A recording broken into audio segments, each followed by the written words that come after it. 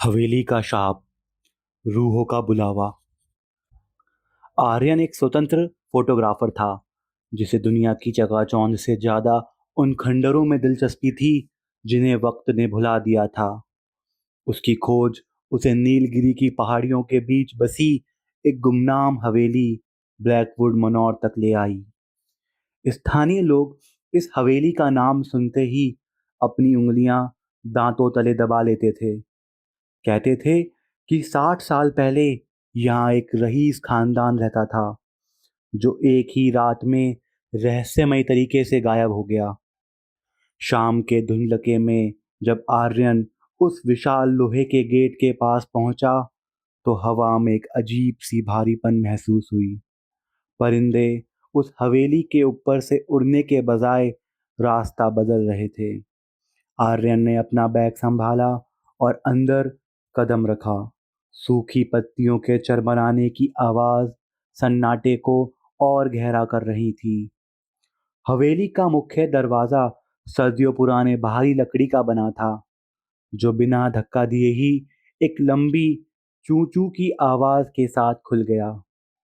अंदर कदम रखते ही एक तीखी सड़ी हुई गंध ने उसका स्वागत किया, जैसे वर्षों से बंद किसी कब्र की हवा बाहर निकली हो। आर्यन ने अपनी टॉर्च जलाई। रोशनी की किरणें धूल भरे झूमरों, फटे हुए कालीनों और दीवारों पर टंगी उन विशाल तेल चित्रों पर पड़ी जो अब काली पड़ चुकी थी। उन चित्रों में बने पूर्वजों की आंखें सजीव लग रही थी। आर्यन को ऐसा लगा जैसे वह हवेली को नहीं देख रहा, बल्कि हवेली उसे देख रही है। उसने अपने कैमरे का लेंस सेट किया और हॉल की कुछ तस्वीरें ली। तभी उसे महसूस हुआ कि सीढ़ियों के ऊपर कोई परछाई तेजी से गुजर रही है। कौन है? उसने आवाज दी, पर जवाब में सिर्फ अपनी ही गूंज सुनाई दी।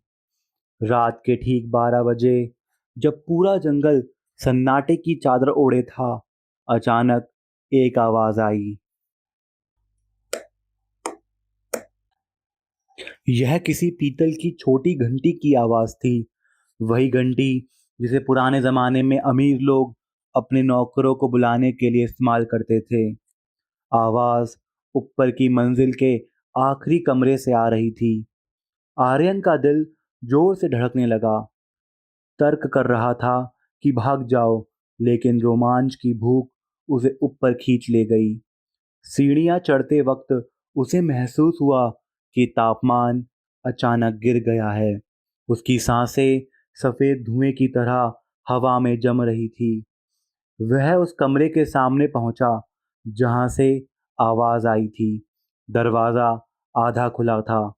अंदर से एक नीली सी रोशनी आ रही थी।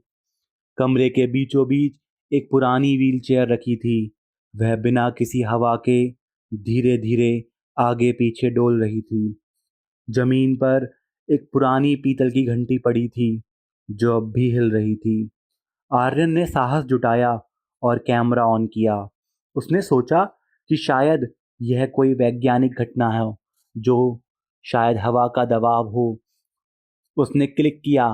फ्लैश की तेज रोशनी ने एक पल के लिए कमरे को जगमगा दिया। जब उसने कैमरे की डिजिटल स्क्रीन पर उस फोटो को देखा तो उसके पैरों के नीचे से जमीन खिसक गई। नग्न आंखों से कैमरा खाली था और व्हीलचेयर पर कोई भी नहीं था। फोटो में उस कुर्सी पर एक महिला बैठी थी। उसके बाल सफेद और उलझे हुए थे जो जमीन तक लटक रहे थे। उसका चेहरा आग से बुरी तरह झुलसा हुआ था।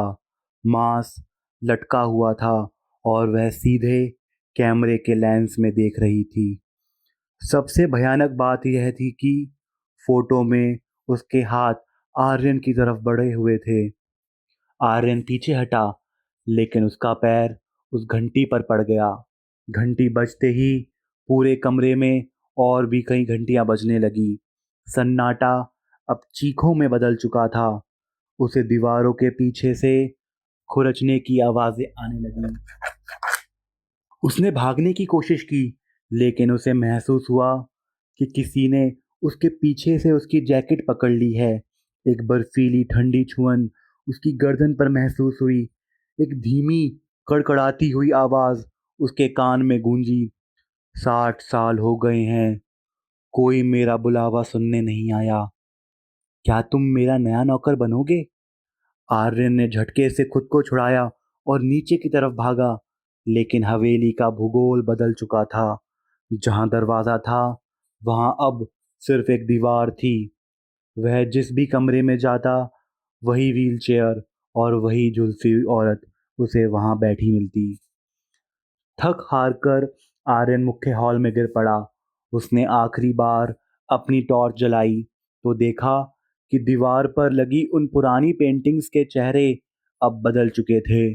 उन सभी जगह अब आर्यन का अपना चेहरा उन तस्वीरों में नजर आ रहा था, चीखता हुआ, डरा हुआ। उसने अपना कैमरा उठाया और एक आखिरी वीडियो संदेश रिकॉर्ड करने की कोशिश की ताकि दुनिया को पता चल सके। लेकिन जैसे ही उसने रिकॉर्डिंग शुरू की, कैमरे की स्क्रीन काली पड़ गई और उस पर खून जैसे लाल रंग से लिखा आया, प्रॉपर्टी ऑफ द मैंशन, हवेली की अमानत। अगली सुबह जब कुछ लकड़हारे हवेली के पास से गुजरे, उन्होंने देखा कि मुख्य द्वार खुला है। अंदर उन्हें सिर्फ आर्यन का कैमरा मिला, जो पूरी तरह सुरक्षित था। जब पुलिस ने उस कैमरे की जांच की तो उसमें एक भी फोटो नहीं थी।